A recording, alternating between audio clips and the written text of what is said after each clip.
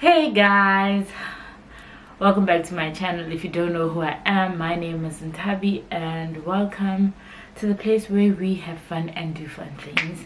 And if that's something that you're interested in, please don't hesitate to click the subscribe button down below, turn that red button into gray, and also turn the notification bell on to see when I upload a new video if it's not too much trouble to ask. Obviously it's for free, so I do urge you to please click on it. It comes at no extra cost to you, I promise. But anyway, today I feel like not venting necessarily, but putting my business out on the streets today. I don't normally do that, simply because I just don't do that. But I feel like, you know what,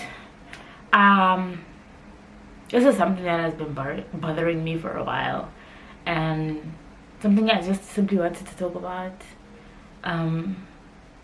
Maybe someone relates, maybe you don't, maybe you wouldn't understand where I'm coming from, and maybe this is an opportunity for you to learn, because I believe that it's just because you don't always agree with something, and it does not make sense to you and your beliefs, doesn't mean you cannot learn from it. You know, yes, you don't have to take everything in and apply it to yourself, but you can learn from it. Like, you can learn from different perspectives. And I mean, if you're faced with new information, hey, you're allowed to change your mind about certain things, certain issues or whatever. So I'm basically going to be talking about my feelings per se, based on the relationship that I have with my father. People close to me know my stance. People close to me, like people in my close circle, know how I feel about this issue. No, I mean, I have vented to them multiple times, but basically it's not even talking to you guys about my relationship with my father, because that's not what this conversation is about. It's actually pertaining to my father, yes, but more about him moving on, right? Because my parents got divorced when I was in matric, and then after that it's just been me and my mom and my little sister. But I just want to touch on some issues based on that experience, and then also the experience of then what happened when he then moved on, right?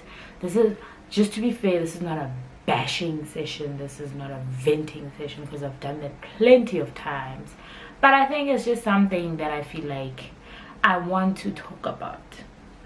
And I mean, if you're interested in continuing the conversation in the comment section, you're more than welcome. I am more than happy to engage. But let's get one thing straight: you are not going to tell me how to feel pertaining to what I'm going to talk about. You're not going to tell me, you know, the whole honor your parents so that you may live long on earth. I know full and well, and I do honor my parents. You're not going to tell me, hey, forgive and forget, you know, make amends, all of that nonsense. No, you're not going to do that. Let's just get that one thing clear. I'm allowed to have my feelings, and also it is not the child's responsibility to make amends. It is always the parent, because you are the one with wisdom, I suspect. So you are the one that's supposed to do the work. You're supposed to do the laboring, because you are the responsible one, not the child. It is not my responsibility. I'm so sorry. I'm just not going to make it easy for you like that. But to be fair, it does not mean I have a hard heart. My heart is open. My heart has forgiven. Like, I'm speaking from a place of experience more than anything. And I mean, I want to say that before I even continue to tell you the story, my dad and I are cool. We're cool. We're not great, but we're cool. So that's to put it out there. Like, I don't have ill will towards the guy, or malice or anything of that sort. But I just wanted to talk about this so that it just sheds a bit of light on what goes on inside of these kind of situations, instead of just looking outside in and making your own assumptions as to how the child should behave based on the parents' irresponsibility, really. And it's been sitting on my mind for a while that I've been mulling over this issue, and I've been thinking about it, and it's been marinating, and I just felt like, let's talk about it. Okay, so my parents got divorced in 2012. I was currently in matric, and unfortunately, leading to the divorce, a lot of things happened. A lot of things that as a child, because even though I was 18 at the time, I was still a child, I didn't need to be exposed to, and to some extent I still suffer the consequences of what happened during that period before my parents got divorced. And it's something that I'm sure I buried deep down within, that obviously I am unearthing in therapy bit by bit. Like, certain parts come up at different times. Okay, cool beans, sharp. So cool, my parents get divorced, right? So now to put it out there, my dad is actually my little sister's father, but he practically adopted me as his first child. In African culture, there's no stepchildren. There's basically, these are your kids. So my dad made my mom, and I was already in the picture. I was already a 5-year-old girl by the time they got married, so that's that. But he's the father figure I know outside of my grandfather. He is the man who says, listen, yo, when my parents got married, like, I remember this one time, my mom left me with this guy, and he was practically a stranger, right? And I'm young, man, I'm a kid, I'm 5 years old. And I remember crying for my mom, like wailing until my mom has abandoned me. This woman has deserted me. She left me with this man, and I cannot take it, right? And he was like, no, trying to calm me down, like, relax, you're not in a strange place. This is your new home. I'm your father. He hit me with the I'm your father, and I was like, alright, cool. That was like the first, act of, listen, I'm gonna be here. I'm gonna be here forever. That's the intention. I'm gonna be your father for forever. Like, I'm just not here standing in. I'm basically saying, this is me. This is my commitment to you. I am going to be your parent. Right? Cool. Years go by. We develop our own relationship. Right? Because, this guy's a new guy. I don't know him like that. So, we gotta develop our own relationship. So we developed our own relationship, and it was good. Like, my dad is a great person. Like, he's a decent human being. I'm not gonna come here and sit and lie to you and say that he's a terrible human being. Some of his actions, a lot of his actions are terrible, but mainly based on the fact that he's got his own stuff to deal with. And it actually, if anything, me going to therapy actually showed me that, oh dude, like, you yourself also need therapy to heal your own inner child, because you brought whatever traumas and whatever into us. Now we suffer the consequences of you not firstly identifying those hurts, those traumas that you experienced, and then therefore dealing with them, right? And then you brought them over. Obviously, even my mom, like, in their marriage, they brought baggage along, and that, like, for me reinforced why, dude, if I'm going to walk this life with you, and I'm talking about like a future partner, if I'm going to walk this life with you and I'm making that covenant and commitment, we need to handle our business. Like, we need to handle healing our inner child. Obviously, you cannot get married, have children, and do all of this stuff being perfect, but like, I need that commitment to say we're going to continuously work on ourselves and continuously heal our inner child, because it's not a destination, it's a continuous journey until the day you die. Basically, it's a commitment to being a better human being, right? That's enough of the deviation. Anyway, so they got divorced, right? And the process leading to the divorce was tumultuous, mostly on me. I will not even like sugarcoat it. I bared the brunt of that whole mess, because it was coming at me from all sides, and I don't think I don't think anyone in my family really understands how heavy and how traumatic that it was for me at such a defining time of my life as well. But knowing me and bottling things up and just keeping it moving and being resilient as I am, I kept it moving. I don't even think my friends picked up on how like hectic it was in my life at that time, but it really was. It was the most traumatic time in my life. Matric, first year, and that time I did well. You know, I compartmentalized all that trauma and just used it as fuel to like perform in other areas of my life, which was chilled. But I think what then threw me off was the fact that after first year, because first year he was still around me and my dad, like he'd still make contact. You know, I even remember either first year or second year, I even asked him like for money for clothes, like winter clothes at some point, because I hadn't been like shopping. And I mean, I'm a student now, gotta up the fashion game. I don't know what fashion I'm talking about, but you know what I'm saying, gotta up the looks.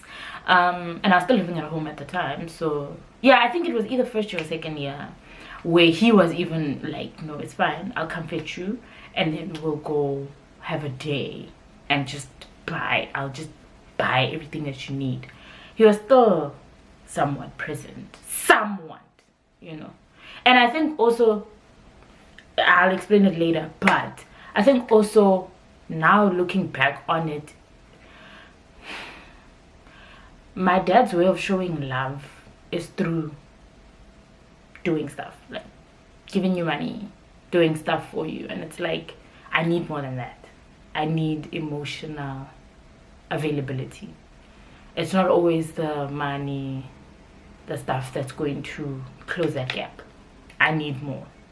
As a child you committed to, I need more. I need you. I don't just need you physically present, but I need you emotionally present. I need you here, right?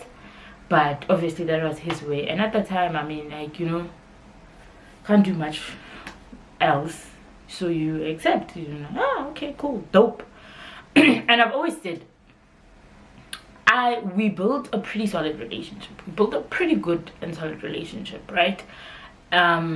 Because I was like, and also because of my personality trait, or just the way I am, my character trait, in seeing the best in people, even when they do questionable things, because I don't believe people are inherently bad.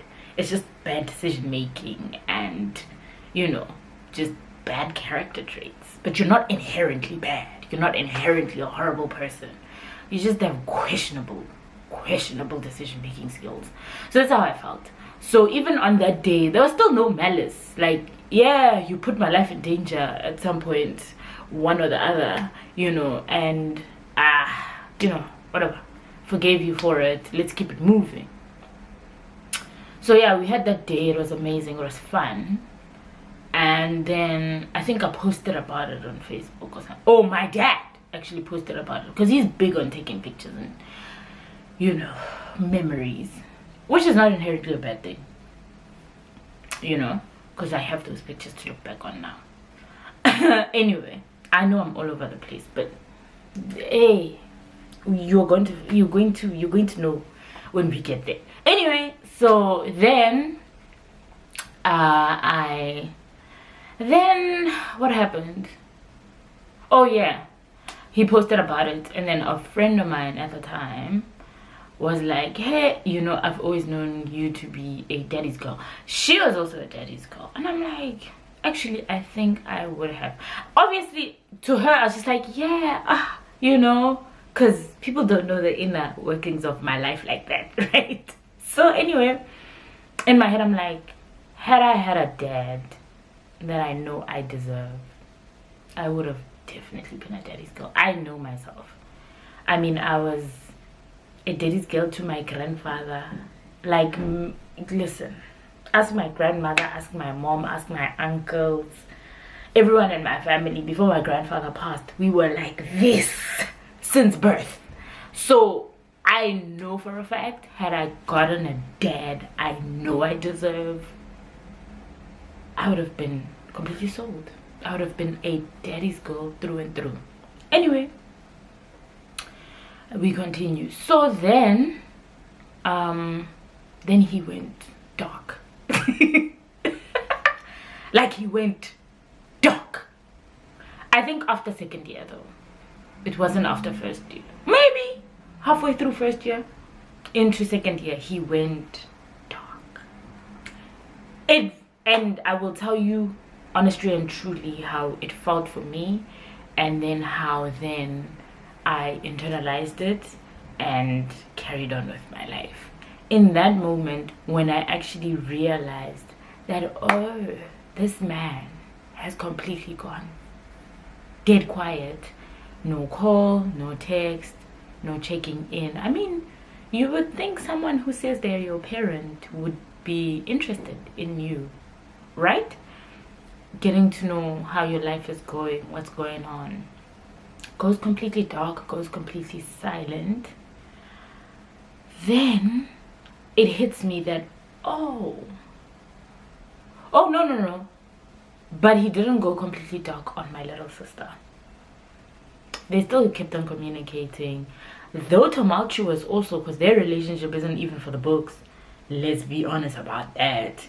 Like, even their relationship was very tumultuous, but they kept in contact, whether sporadic or not. They kept in contact. I was the one in the dark. Then I realized, then it hit me that, oh, when this guy divorced my mom, he also divorced me, because I'm a package deal with my mom, right?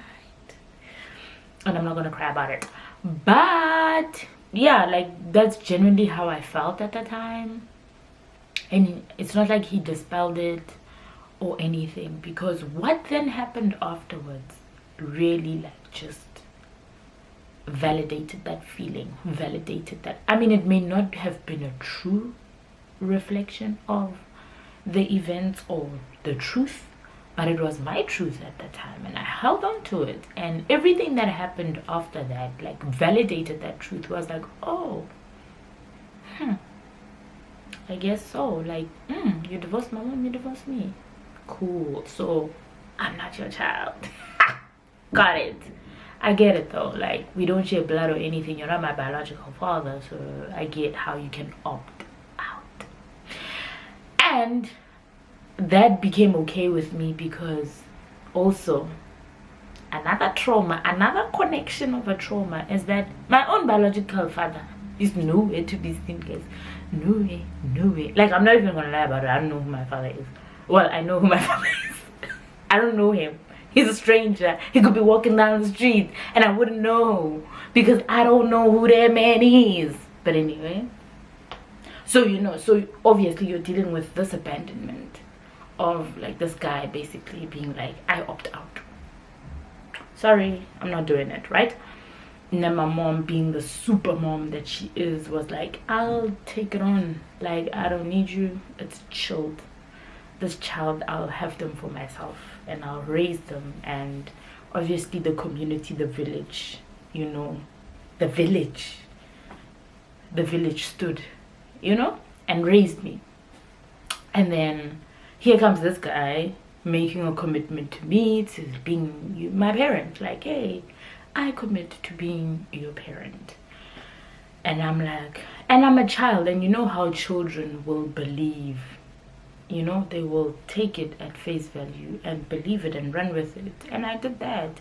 And so the actions that led up to that, obviously as you grow older, you grow cynical, you do all of these things. Like, the world basically now opens up a little bit more. The cruelty of the world opens up a little more, and you're less trusting and you're less believing, and all of these things happen. But that core thing, that core memory, I mean, it's a core memory, it stuck with me. I'm 28 and I still remember that moment.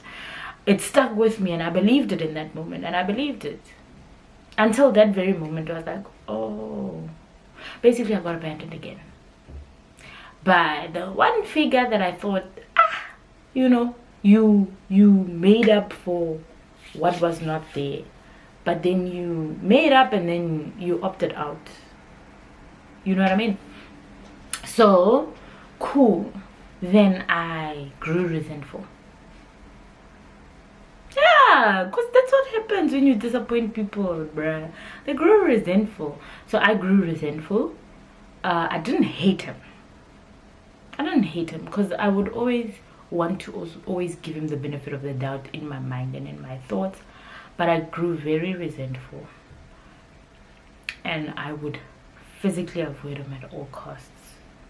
After that, like, if he was trying to try something, not even if he was trying, because he wasn't even trying to do anything. He wasn't trying to get into contact with me or anything of that sort. But if on the off chance he was at home, and by home I mean my grandparents' house, I'd avoid being in the same space with him, because I was resentful, man. Like, I was like, this person doesn't care about me, so why should I care? And it was only hurting me in the process. Never told my mom about it, because I mean, my mom was dealing with her own things about their relationship, and I didn't need to be dumping my issues on her on top of that. And she also had like some health scares and health issues, so I didn't need to be doing all of that to my mom. And she had been a rock for us, so instead I would confide in my aunts, his sisters and stuff like that. I mean, there was not much they could do, although one of my aunts, sis for me, would like really like approach him and like basically not interrogate, but like have confrontations, you know, confront him about it. Yo, that took a while. But basically my aunt would like then confront him about it. He'd make empty promises, and that would be the cycle. Anyway, now the big thing that we are all getting to, the crux of why I'm discussing this, is that then after many relationships, after their divorce basically, he then decides, no, you know what, I'm getting married. And I think this was, I want to say 2019. It was before COVID. And I remember because I found out the weekend that I was in Zimbabwe on a friendcation. Okay, sorry, friendcation. I was on vacation with my friends, bruh. We were at a getaway in Zimbabwe, and it was Anasha's first birthday weekend that weekend. God, that's how well I remember it. And okay, so we have like a family group chat, like extended family group chat. Like, who doesn't have that? Who in the world does not have a family group chat or WhatsApp? But anyway, in this, so it's extended family, right? And in this group chat, my grandfather basically made the announcement that my dad would be taking out lobola like the next weekend. Like, say what? I'm like, ain't no way, boy. That's not what I just saw, right? Mice. Then I'll call my aunt, the one that I constantly vent to and whatever.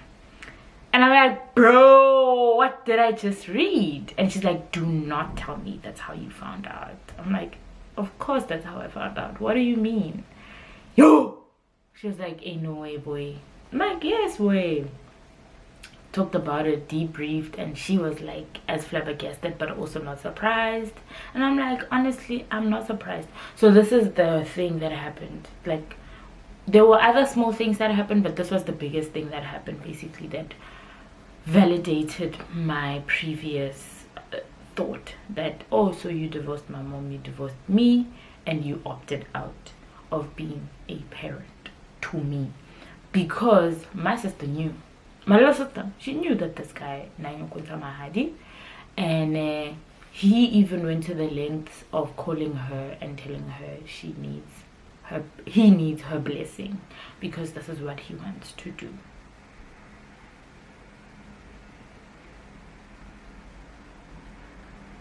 Yeah, that's what happened. And I found out through a family group chat, like the rest of the family. And I won't lie, that made me feel like an outsider. I'm not gonna lie. I was like, oh, why do I bother? Why do I bother? And then what made it worse, I found out that way. And then I told my aunt that, you know what, for reference, guys, I have 4 aunts. Like 4. So you're just gonna know which one if you know me, you know which aunt I'm talking about. If you don't, I'm so sorry, because I don't have the time to dispel which one is which. But just know that they are all equally important. Anyway, so then I told my aunt, the one that I confide in, like last born, that her and I have a really close relationship. So I tell her that, and the thing that is really going to make me disappointed is the fact that now my grandfather is gonna feel like he's the one that is in the wrong, and he's not, because it was never his responsibility to tell me or to tell us. At the time I thought I wasn't the only one that didn't know. So I was like, and that's my thing, is that I feel like he's gonna take it upon himself to apologize, and it's not his place to do that. What did my grandfather do when he found out that that's how I found out? Called me and my little sister to a meeting with our grandmother, sat the 4 of us down, and was like, I'm so sorry, my kids, that this is how you found out, this, that. So basically we had a whole debrief session, and I was like, Rakulu, it was never your place to even apologize, because it wasn't even your responsibility. The responsibility lies with the father, not with you, my guy. You did nothing wrong. So chilled. Ended up talking about it, dispelled a lot of things that they were unclear about, even started like realizing that they had been lied to on multiple occasions, and that, you know, there's more to what meets the eye, this, that I'm not going to get into. Then sharp, that passes. I don't get over it, but I convince myself that I'm over it. It passes. I continue with life. Then it somehow gets to him through multiple attempts, if not people, different aunts reached out and confronted him about it on some, why didn't you tell her? Why didn't you tell her? Like, why weren't you the adult in that situation? Why did she have to find out this way? And then he lied and said, no, he did tell me this, but I wasn't there in their presence, so that's why he could lie. And then one of my aunts called, and I was there in the room, and he dropped the call acting as though there were network issues. And I was like, yo, you lie. Yo, you can lie. My brother, you can lie. But anyway, I was just over it. Anyway, so then I was like, you know what? Do you, my guy. Do what you need to do. It's whatever. I don't know who eventually reached. Oh no! Says woman, my aunt, who is constantly doing the confronting, finally got to him and was like, bro, you need to apologize. You need to make it right. You need to make it right. You need to apologize to this girl, because you did her dirty. And don't do it over the phone. Call her up, meet, and be sincere. What did he do? He called me. He did exactly what she said he shouldn't do. What did I do? Gave him the benefit of the doubt. Oh, it was like, I chilled, bro. It's cool. Anyway, then after that, he started calling and stuff, like, more often than not. And I was like, alright, cool. Like, I'm not gonna shut you out.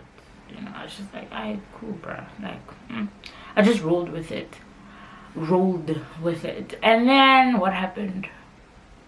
2020 comes around. So we were at my aunt's house in Centurion, and my other aunt. So I think we were having a meeting about where we wanted to, like, basically planning for the year or something concerning Gonyesar Foundation, because I was there. Yeah, it was probably something concerning Gonyesar Foundation or something. Like, we were talking about, like, if we were going to Kenya that year or not and whatnot. So then towards the end of the night, or the day, something like that, my one aunt tells my other aunt, oh no, take out your calendar, because, oh yes, because we were definitely planning for Konyasa, because we were trying to map out the dates on the calendar. So my aunt had this huge calendar out, and was basically like marking the important dates, right? And then my other aunt is like, no, mark out some date in April, I can't even remember it. And then my aunt's like, why, what's this for? She's like, nah, you'll see. She's being cagey about it. And then this is when my son's what, is it the date of the wedding? And she's like, nah, it's not the date of the wedding. And I'm like, these people, so you're trying to talk in code in front of me? Bruh, we do this to the kids all the time though. What makes you think I'm not gonna decode it if it's about me? And that, I will say, sent me over the edge. Because I was like, why would you do that? Also, why would you do that in front of me? If it's about the wedding, why would you do that in front of me if you don't want me to know? Then turns out I found out Vele it was about the wedding. So I'm like, why would you do that?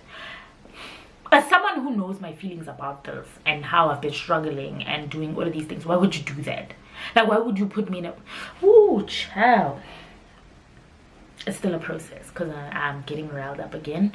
I realize I have not dealt with those feelings. So let's just put them to the side. Let's move on with the story. Anyway, so then it sends me over the edge. And I direct my venting to my aunt, who I'm the closest to, basically the one who's getting the brunt of all of my feelings, raw as they are.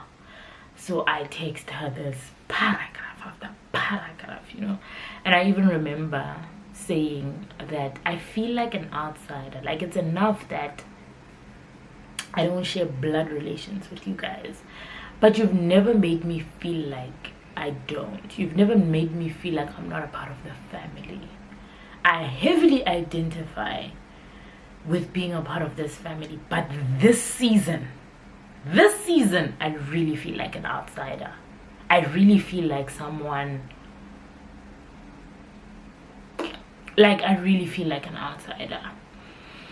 And the way it's been handled is terrible.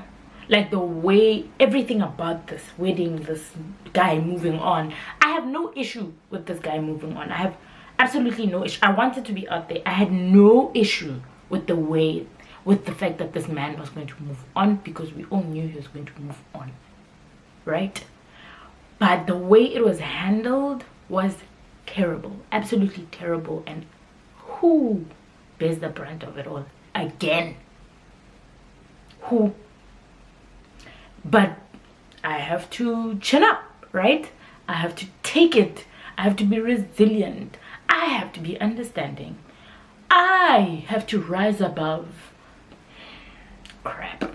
Anyway, so I basically vent to my aunt, and I even tell her that, like, yo guys, I really feel like an outsider. I feel like I'm not part of this family. Like, the one connection I had with this family is busy tripping and alienating me even more than I already feel alienated, right? And it was just terrible. I was in a dark space. Partly because of that, I started like pulling back a little by little, like, because I was the one always there, man, family stuff and whatever. And I just pulled back a little, you know, spent more time with my aunt and her baby, because also Anasha was now growing up, and I just zoned in my energy on that, because that was the one person I felt like, hey dude, you're a blank canvas, let's build our relationship, and just be there, because I'm big on like quality time and stuff. That's why I like enjoy being with my family so much. And like at that time, they were really the last people I wanted to be with, because of said treatment and just the way everything was being handled. It was just I don't rate it. Anyway, then 2020 happened. Like, all of this happening early 2020. Then obviously COVID, lockdowns, everything. Now we're at home. Primary family vibes. Can't even visit, you know, extended family, whatever. It is what it is. Then because that year we were planning to visit my friend Leah, who's in Cape Town, as like our friend group. So we were planning a trip to Cape Town. So I had already bought my tickets in February already, because we were planning to go during the Heritage Day weekend, because it was a long weekend. So I bought my tickets. I'm like, what? I saw mango tickets for 2.5 and I was like, babes, return please, I'm there. Bought my plane tickets already like ahead of time, and then obviously lockdown happened, and then I had to like get a voucher back and stuff. And then Leah like later on was like, friend, actually since you have like plane tickets a plane ticket to come, like a redeemable plane ticket to come to Cape Town, I think you should still come. I'll host you at my place. I was like, what? Bet, babes. So then we talked about dates, and I was like, you know, at November, this weekend I'll come, like from a Thursday basically to a Monday. And she was like, bet, got it, sharp, cool. Then I found out like maybe 2 weeks prior to my trip to Cape Town that, oh no, they because I get it, the wedding was supposed to be in April, but then the lockdown situations happened and whatever, so it was out of sight, out of mind, babes. So then when it came time for my Cape Town trip, then I found out like 2 weeks prior or something that, oh no, actually the wedding is the weekend I was gonna be in Cape Town. And I was like, okay, you guys should have a great time. I'm going to Cape Town.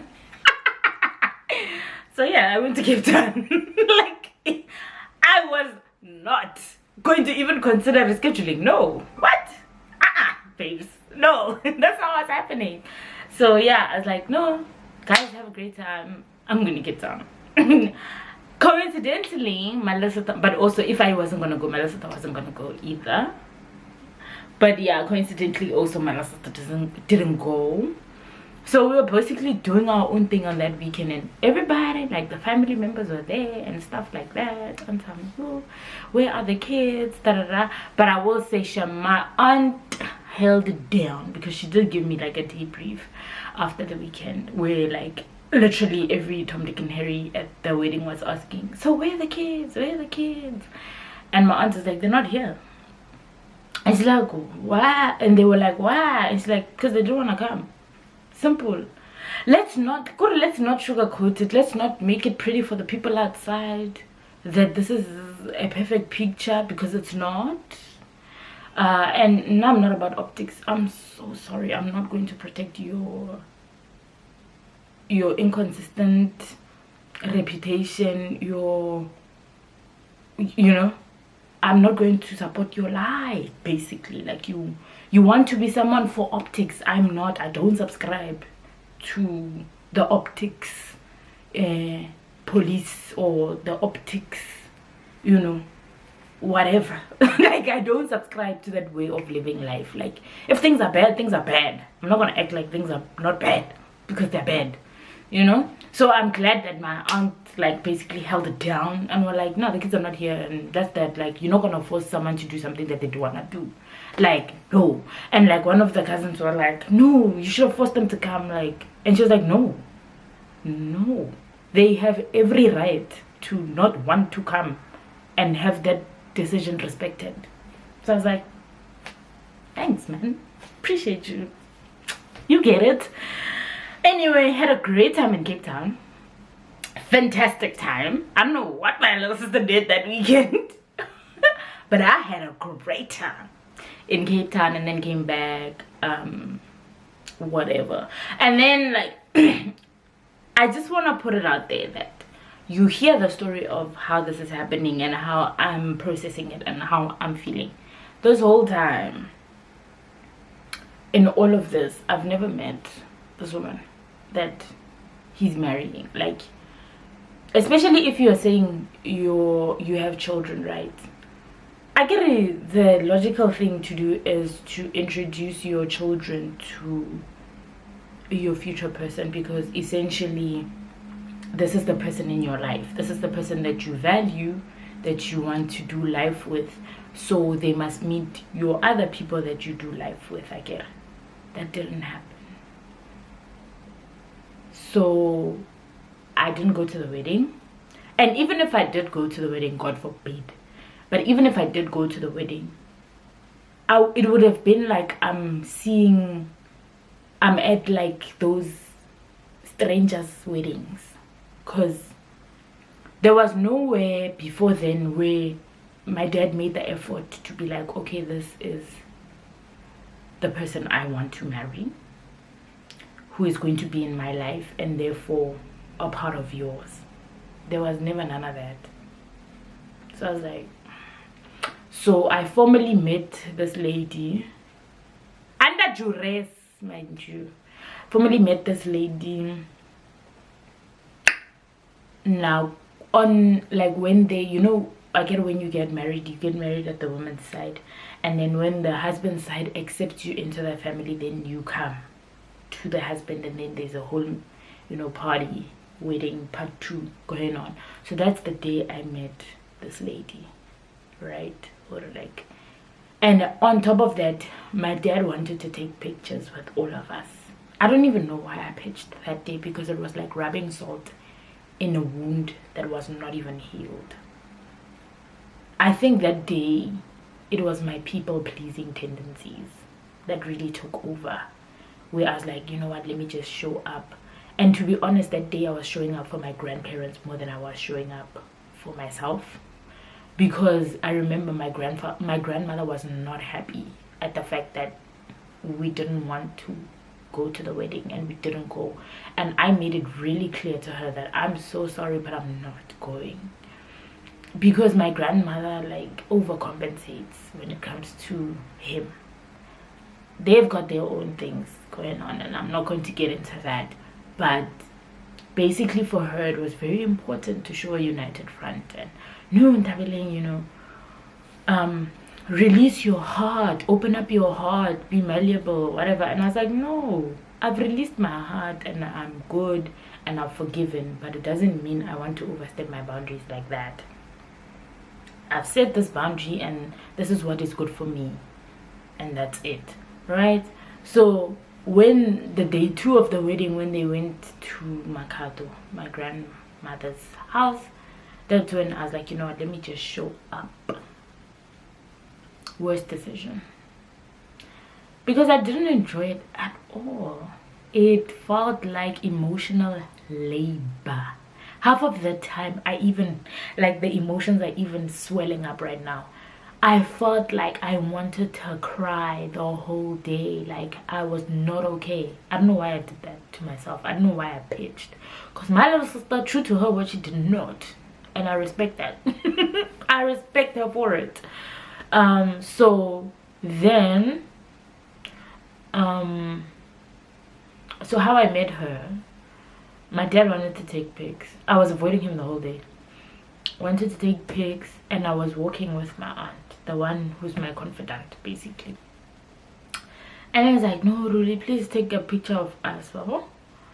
And then my aunt, Chapaka, have you even been introduced to this lady?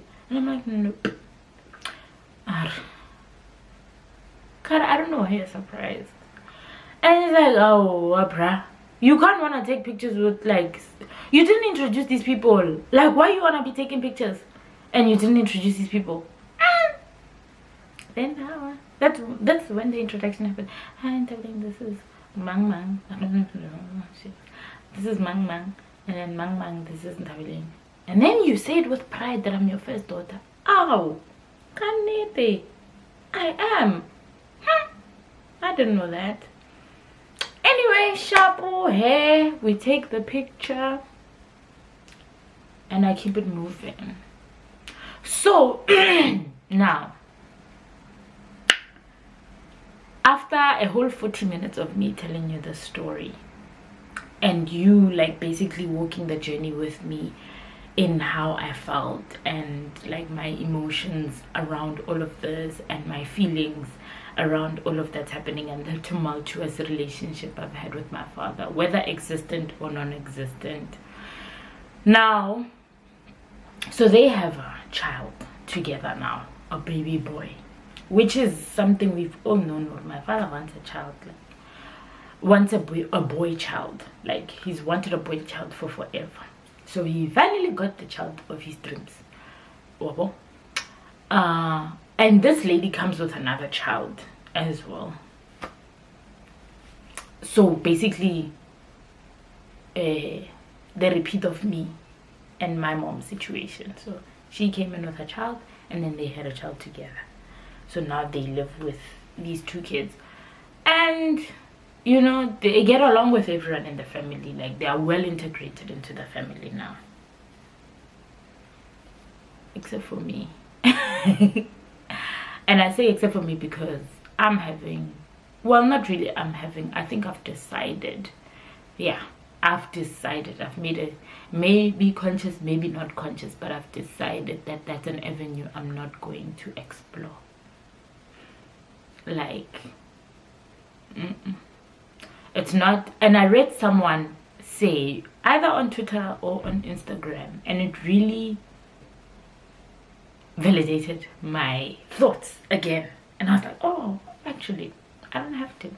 So I read somewhere that validated my thoughts again, and I was like, ah, yes, I agree with this, so I'm going to do it. So basically the person was saying, if one of your parents decides to get remarried, right, and has other children, but they don't make the effort to like unite these two, like to basically blend these families together, and by blend these families together, like talking about the kids, to blend them together so that they may form their own relationships, it's not the kids' responsibility to do that, to initiate that. And I was like, huh, cause I personally, because I've had such a hard time with this whole change and him basically getting remarried, and I don't have, like, I wanted to be clear, I don't have a problem with him getting remarried because I knew that was going to happen. But what I have a problem with is how he dealt with the whole situation pertaining to me, right? To me, like, yeah, I'm gonna be selfish in this, it's about me. The whole situation is not about me, but I'm saying how I then fit into the story was a bit unsettling.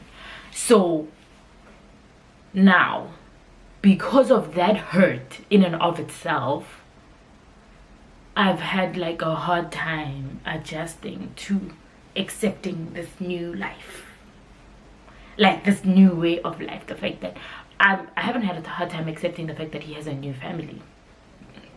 That has not been something I've had a hard time accepting. I've had a hard time trying to figure out if I am accepting of the added members of this crutch that I somehow am a part of, but I'm not really a part of, if you get my drift. So I've had a hard time accepting making relationships with these other additional members, because I always felt like it is on my shoulders to initiate it, and my hurt has been so palpable that I can't get over it to even do it. And after seeing that post, it really validated me to say, oh, I don't have to, it's not my responsibility to do that, and my life is not incomplete in any shape or form if I never don't do it. Okay, that was not English, but if I ever don't do it is what I'm trying to say. Like, if I ever don't do it, like never develop relationship with the kids, my life doesn't change in any way. Like, there's nothing missing in my life. My life is chilled the way it is. I have everything and everyone I need. It would just be an addition, but in the grander scheme of things, it's not my responsibility. It's not my responsibility. So it's okay, because I've been beating myself up for it for a long time. Like, why, Nthabi, why can't you get over this hurt of yours? Why can't you get over this hill and just be the big sister and just develop relationships with these kids and just be there? I mean, when you know, like, you love kids and you want the best for kids, and you're always there for your kid sisters, your kid brothers, your kid cousins. You're always there. You're that one dependable, you know, cousin. Not saying anything about my little sister, but you know, you're the dependable one. You're the one that's always there, and not out of duty but out of love. So why can't you do the same? And I was like, it's not my responsibility. It's not my responsibility. So I'm not gonna feel bad for it anymore. I've made peace with the fact that this is how my life is, and I'm happy with it. And amen. Maybe I'll feel differently in 5 years. Maybe I'll feel that, but for now, I don't have the mental and emotional capacity for anything that is going to drain the life out of me. I've been doing it for too long, and to be fair, it has not done anything for me. It has sent me several steps back in my healing, because I keep pouring salt in wounds that don't need to be pestered with. So basically, that's what I wanted to get off my chest, put a little bit of my business out there on the streets, hopefully to shed some light. I don't know what light I'm shedding, bro. Maybe it's that parents should take better responsibility in light of, like, parenting is a huge deal. Like, I don't want you to ever think that you can just bypass doing right by your kids, because it's a huge responsibility. You're not parenting kids, you're parenting human beings, and how you parent them will shape the way they think, the way they show up in the world, but also the wounds that they carry, and how those wounds will basically shape the way they think and how they show up in the world. You know what I mean? But there's still a lot. Like, I'm not saying this to say that I've reached a resolution in my life where I'm like, I'm healed, I'm good. As you have seen me swell up a few times, like, there's still quite a few things that I still haven't worked through, and I think I should just give myself time to work through them all, process, learn, do whatever that needs to be done to get through it, where I can think about it and it can be a fleeting thought that does not enrage me or have me feeling like I'm suffocating with, like, all this swelling up of emotion. But yeah, man, like, this is something that is like a thorn in my side, that has been a thorn in my side for a huge chunk of my adult years. I mean, I've only been really fully an adult for like 8 or 9 years. Crazy, I know. But like, it has really taken up a huge chunk of my adult years in terms of being a thorn in my side. And I'm done, man. Like, I just want to be happy. I just want to be happy. That's it. I just want to be happy and experience joy, even in the little things. And I think I'm doing a pretty good job at that. Like, I'm not even gonna lie, like, I'm doing a pretty good job at that. But these are just one of those issues where I'm just like, yo, will I ever get over it, or will I ever get through it? Because the point is not to get over it, but really work your way through it. So sometimes I really wonder, and these are the things that also make me think, what kind of a parent am I really gonna be, or what kind of a parent do I want to be? Because surely I don't want my child one day having to go through some of the emotions and the traumas I've gone through. Like, emotionally, I don't want that for my kids. Like, I don't want what I went through to be something that they, whoever they are in future, ever experience, because I didn't do the responsible thing and handle, you know, my traumas and whatever, and get the help that I need. So yeah, that's it, guys. Like, that's all I wanted to talk about. And you know what, if you want to continue the conversation in the comments, you're more than welcome. I will be there. But otherwise, thank you so much for watching. Please don't forget to like, share and subscribe, and I will see you again probably in another vlog or something like that. But otherwise, goodbye.